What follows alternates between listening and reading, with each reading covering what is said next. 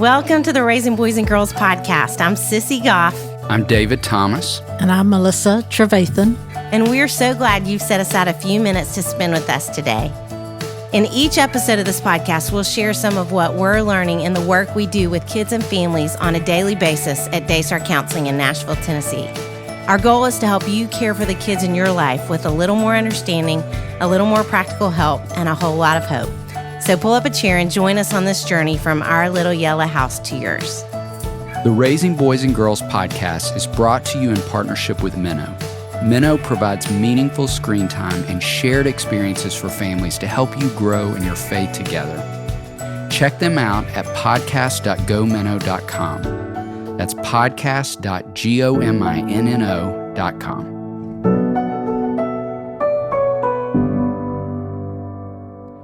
Jenny Black is the founder of Media Trauma Care. She has personally suffered from media trauma and is living proof that your phone doesn't have to run your life. She is a marriage and family therapist who specializes in training and education about how mental health is impacted by our use of media. Hands down, one of the things that we are talking the most about in our offices on a weekly, daily, sometimes hourly basis is technology and how overwhelmed parents feel in navigating this digital world. So we're excited to keep bringing new and different voices to this conversation and offering up as much information as possible about Taming the Technology Monster, which is a book written by a great friend of mine named Sissy Goff that if you don't own and haven't found, you need to find your way to right now. And more information about technology coming. Here's our interview with Jenny Black.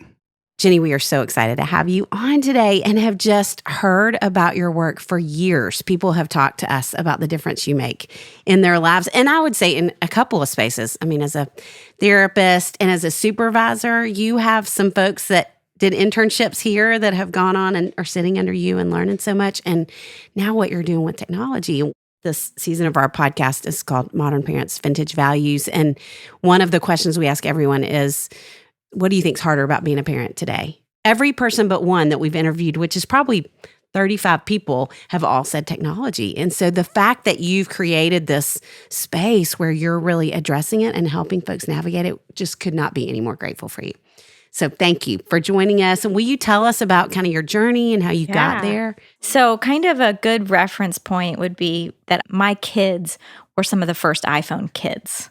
So the whole wait until 8th grade, well, they couldn't really have it before 8th grade. And so they were the very beginning of teenagers having phones. And it was like they might get them 1 or 2 years before they drove, which everybody was pretty much, you wanted your kid to have a phone when they drove. But a phone became a smartphone really fast. Right. Which that difference is so significant. I could talk about that for a whole podcast. Wow. So I was kind of on the front lines of watching what took place in my kids' lives. And I can say today, which most people would agree with, that how much it's changed since then. Yes. There were some pretty innocent platforms and things to be engaged in back then. And it's become quite a beast. Maybe that's a good word for it. So I was very, very, very into social media. I was one of the first people on Facebook or Instagram. I loved them. I loved the ideas of what we could do with it. It was the language I spoke. It was I loved it. I really wanted my kids to learn how to function on it because I was like, hey guys, this is going to be a thing. Our kids need to know how to exist in these spaces. I loved the possibility of getting to stay connected with my kids and their friends. I followed all of them. They followed me. I was like, this is kind of getting to tap into an underworld that parents have never had the opportunity to be in before. So I was on board. We lived our lives. My kids got phones. I was very intentional, just like I'd always been. When they were little, they didn't get more than an hour of TV a day. The same thing was when they got their phones, we had very similar boundaries. I was much more concerned with the time they spent on it than I was the content that they were consuming or that they were putting out there, because I saw everything that they did and they saw everything I did. It was kind of an open environment. So fast forward several years later, I started hitting burnout personally as a therapist and a mom. My kids started really having anxiety attacks, really suffering. All of us were suffering PTSD symptoms. And I was just like, this is weird. We haven't had any trauma. I work on the front lines of this. Why are we all melting down all the time, every day? And I did tons of work on self-care with people. And so it was just like, okay, I need to take a break, reset. I can't help anybody else's kids or family until I wasn't even okay, much less even helping my own family. But like, it's time to take a step back. Took a sabbatical in 2015. And on that sabbatical, I couldn't take a sabbatical. And I was like, oh my God, like I'm not working at my job. I've quit all sorts of anything that I could say no to. I said no to. I was a mom. I spent all day like reading, sleeping, walking, all the things I would want my clients to do if they were in the state that I was in. And I couldn't get a break. I was managing my phone all day, every day. I was trying to put these boundaries around it. I was trying to figure out when to post or not post about my sabbatical. Because at that point in time, social media was so integrated in my identity. I didn't even think that was something I could not do. Yeah. And at that point in time, even though it was not that long ago, no one was talking about taking a technology break or what it was doing, like nothing. So that prompted me to go, oh my gosh, something's going on with this. Like, what if this is actually what's burning me out instead of my work with trauma clients, which made a much more logical deduction, Sure. So after 4 or 5 months on that sabbatical, my phone stopped working. It broke. And I just didn't get it fixed for the next month. And I just was like, huh. And that month was like, I'm the happiest person I've ever been. Like, all sense of depression or anxiety had completely lifted. I was loving my moments I was in. And during that time, I started becoming more aware of what was happening to my kids because I was finally off my phone. So I was watching what they were going through. So that was kind of my wake up moment of something's going on here. And if we don't pay attention to this, it is going to take us all under. So since then, I've just been doing experiments with my kids, with myself, interviewing people, researching ideas. And of course, over these past 7 years, tons of new information has come out, and it's much more a topic of conversation. Yes. Oh, so grateful for Me you too. doing that. Yes. So are you still practicing the other spaces too? Frontlines trauma work? And No, no, I'm not. 2022 was my year to be done with individual therapy. but And you're now supervising. I'm supervising. I realize that therapists have been trained in an old model for problems that it's not that they don't exist anymore. It's that we have a whole new layer of more urgent demands. It's like being in a war zone. You're not going to do grief work in a war zone. And most of our kids are emotionally in a war zone, and truly parents also. And so I really want to be a part of restructuring the therapy model to be dealing with the issues that are coming into our office. I want to be a part of a new training for a new paradigm for therapy. So if those are some of the ways that the sabbatical informed your vocational life, how did you see it inform your personal life and even in the arena of parenting? Oh, this is such a good question. I really appreciate you asking it because it changed everything. It changed everything. It changed me. For 4 years after that, I did not have an iPhone. I didn't have any phone, actually. And I was really determined on how to set up my life in a way that was not dependent on it because I have an inner rebel that doesn't like when anyone, especially society, tells me I have to do something. And everyone kept saying, well, you have to do it. You have to have it. None of us have any choice. And I was like, I'm going to show you. And like I was determined that there is a path, even if it's a hard one, even if it makes my life not as convenient as everybody else's, I'm going to figure out how to live without this. And even today, I don't have an iPhone. I have a Gab phone, which gets basically a kind of glorified flip phone. It's made for kids and it's awesome. You talk on it and you text on it. You can't send pictures. And it looks like an iPhone, so it makes kids feel more like, see, it looks like I have a phone. Right. But no internet connection.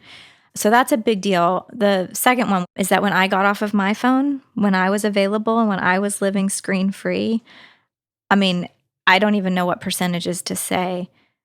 My kids were just waiting for me to put my phone down. And that has been the biggest misconception I see in families is they want to control their kids' phone use or screen use, or they want them to get off of it. And it does get very deep and very addictive. if kids have been neglected for a long time. But that's what my husband and I both acknowledged, was we're the ones who went away first. We had iPhones about 5 years before they did, and they lost their parents.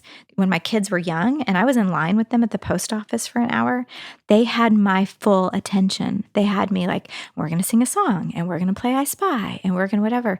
And then one day when I got my phone, they lost their mom. And that happened across our whole society. Kids lost the adults for about 4 years before we decided, hey, you know what would be great? Let's give our kid one of these too.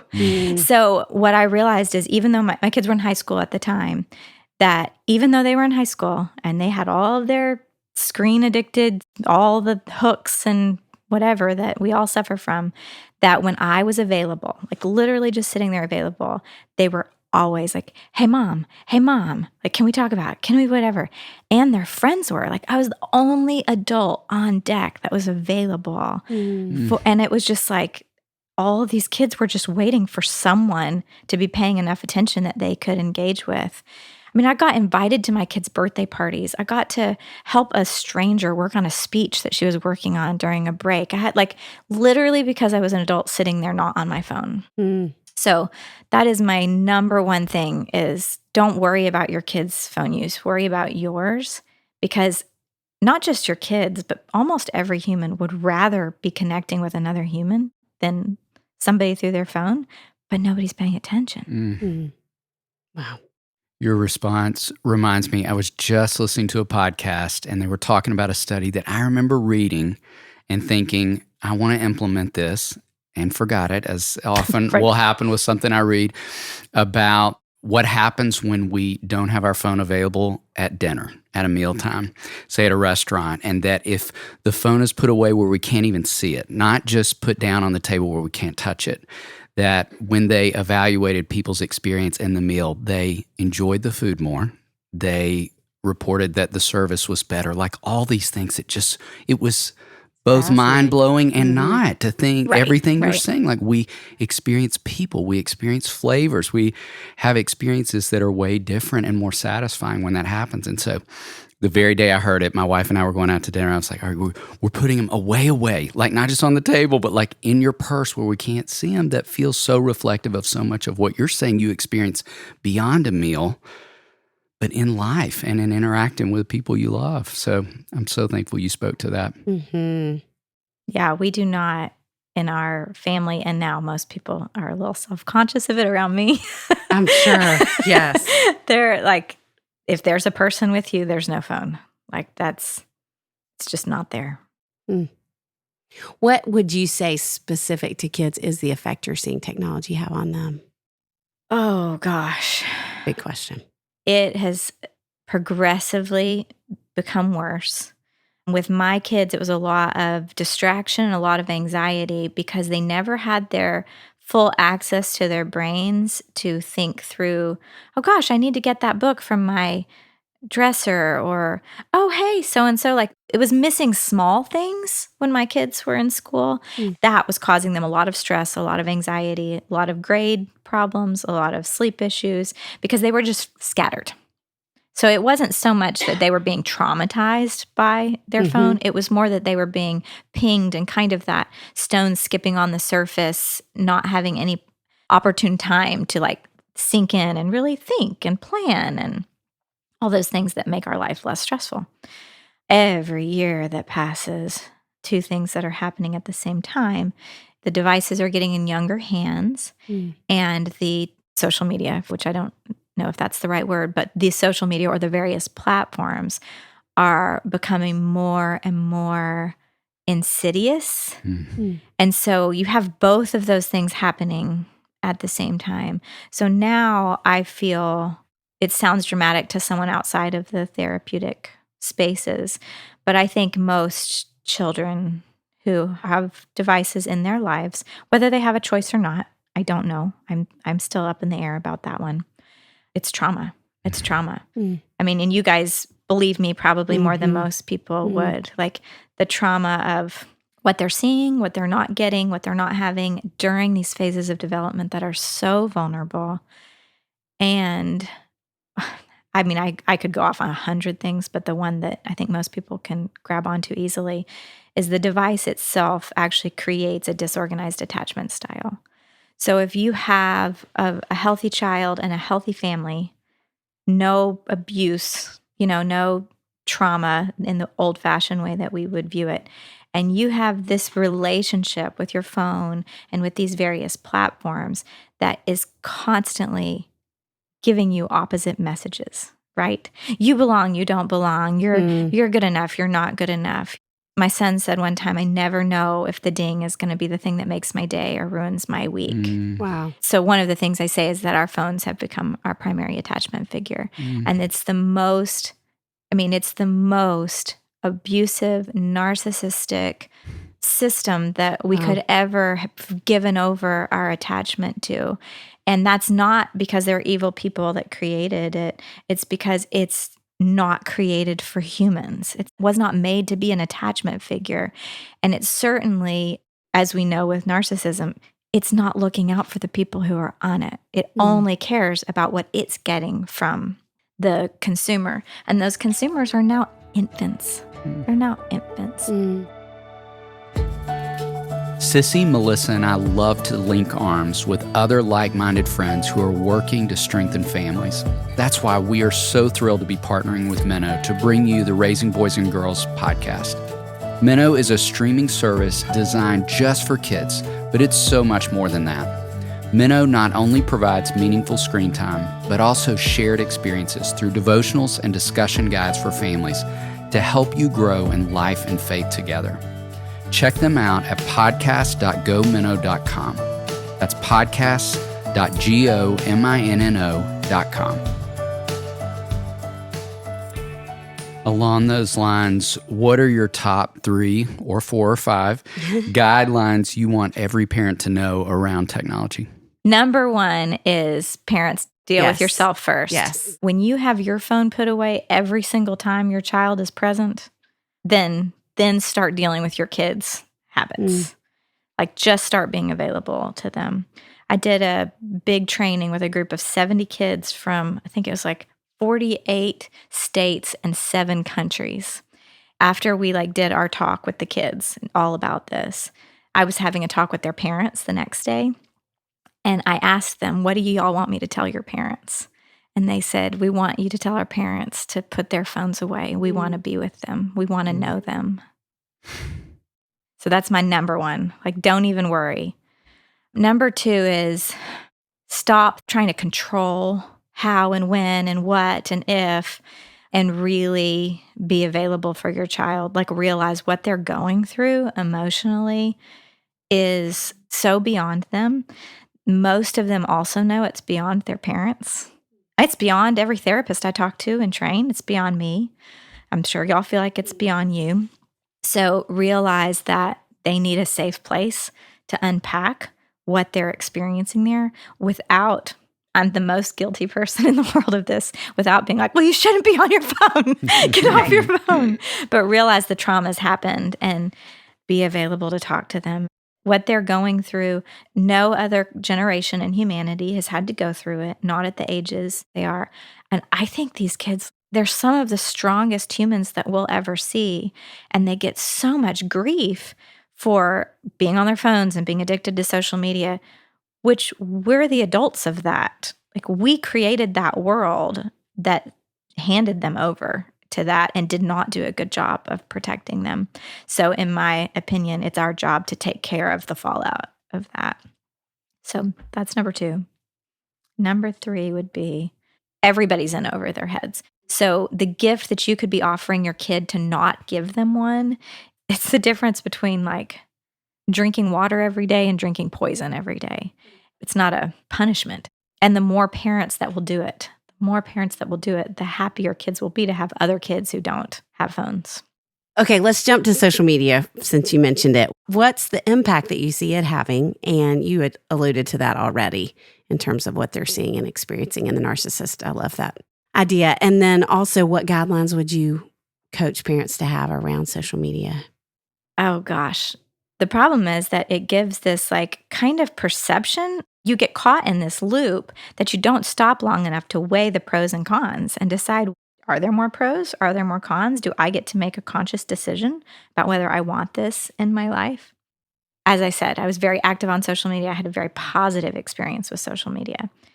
And for me, that was as harmful to my life as having a negative experience on social media, because it made my real life very dim and colorless and didn't give me the same feedback or satisfaction or ego boosts that I got on social media. So I was living more and more and more in that space. And my reality suffered because of that. And what I'm seeing more with students today is they're not having a lot of fun on it. It's a lot of kind of managing. It's kind of like when my kids were little, my daughter, her first day of 7th grade and my son's first day of 9th grade. We had our take your school picture on the front porch, for the first day of school. And my daughter walked out and my son looked at her and he was like, "You look like every other 7th grade girl at school." And she goes, "Thank God." Oh, yeah. You just don't want to stand out. So there's most people, I think, who are operating in social media, they just want to do enough to belong, right? I mean, you guys know how significant that need is. So I don't think most people are just having a great time. They're just trying to not have a bad time. And yet the reality is more and more and more energy is being put towards managing that image and brand and surviving in that space than in our reality, than in their reality. And the fact is, the digital spaces cannot nourish human development. Real spaces nourish human development. And so the neglect of the needs that are not getting met in reality are causing less and less of resources to be able to function in the digital spaces or in real spaces. If we can pour our resources into our reality, then you'll have the brain space to be able to assess what's good for me. How can I use this social media platform for something that is actually helpful and not harmful for me? But that will not happen until your real needs in the human world are met. Which circles back around to parents putting down their phones as well and helping kids connect and engage. And teaching your kids how to, I spent a whole year with my daughter, this is how you write a check. This is how you plan out what you're going to eat this week. This is how you shop at the grocery store. This is how you interact with a stranger at a coffee shop in line. Those kinds of things are what actually help people develop a person so that if there is any good to be had from social media, they have a clue as to how to make that happen. So thinking about modern parents' vintage values and that being kind of our premise for this season, what's something that you wish was still true from when you were growing up? I think that it wasn't just that I didn't have a phone, but nobody did. Just the fun of that.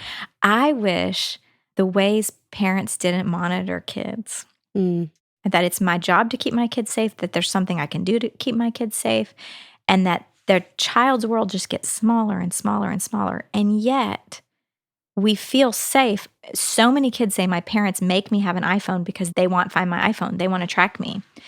And so parents are giving their kids phones because that makes the parents feel like the kids are safe. And yet they have given something that has made their child's life more unsafe than anything we ever experienced growing up. So I miss from childhood the freedom that our parents and society gave us as kids to go and play and be unmonitored and have hours at a time where the parent didn't know where we were and nobody was scared. That wasn't frightening. It is certainly a different world in terms of that. So along those lines, let's go old school for a minute and tell us something from when you were a kid that you love, like a favorite band, a favorite show, a favorite book. Okay, so my uncles and my aunt were in both Amy Grant and Michael W. Smith's bands. So I got to go to their concerts. I got to see my aunts and uncles on stage. I got to have backstage passes and get my picture taken, and could not get enough of Amy Grant, Michael W. Smith ever. I still couldn't. That's so I still fun. couldn't. One of my all-time favorite books. Have y'all ever read From the Mixed Up Files of Miss Spacely, Frank Weiler? Yes, it's a great one. I've not read it. Well, it's the story of a brother and a sister who run away from home is it the Metropolitan Museum of Art? And they live there. And they like take baths in the fountains and they sleep in the beds and they end up finding this mystery that they're solving. So that's one of my favorite books. And what was the Love it. What was the third one? Shows. When I was 12, my favorite television show was 30-something. Oh, you're speaking his language. Loved that show. And from the time I was 12 until I was 30-something, I was just trying to get to 30-something. That's awesome. I loved it. Michael Stedman made me want to go into advertising. Right, exactly. Yes. I loved that show. Yes. I love I that still too. haven't seen it. I need to go back and watch it. It's so good. So good. Have you watched it as an adult? No, but I've thought I want to do that. Yeah, me too. And see how it lands on us in this space. It's so great. So we want people to be able to find you. So where could folks go to find your work, read more about what you're doing? I have a website called mediatrauma.com. Soon it should be jennywiseblack.com, or either one of those will get there. And so that's a way to contact me. Basically, the main thing that I'm doing now is doing consulting work and workshops with organizations and companies on how to manage boundaries around technology and being able to understand and process like how environments, I feel like this solution is going to have to be, it's a social problem. It's going to have to be a social solution. And so my goal is really to kind of start new conversations and influence cultures, to create different cultures so that we can pull away from our dependency on the platforms that are bankrupting us of the human resources that we need. Wow. Great. Well, we've got one more question. Okay. We like to move from the substantive to something fun, and we're great lovers of tacos. What's your favorite? Okay, I have lots of feelings about tacos. Great, share them. So I grew up in Texas. Ooh. I moved here in 91.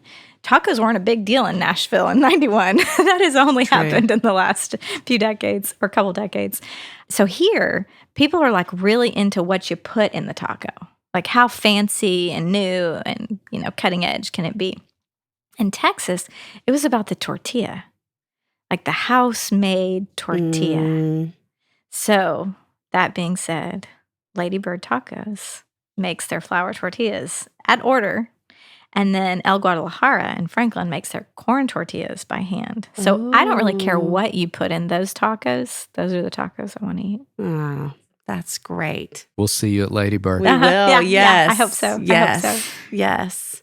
Thank you. Thank you for doing a deep dive into this subject for all of us and learning more and helping to educate folks. Yes. So glad to learn from you and hear you talk Thank you about all for all this. having me. This is so fun. The Raising Boys and Girls podcast is brought to you in partnership with Minnow.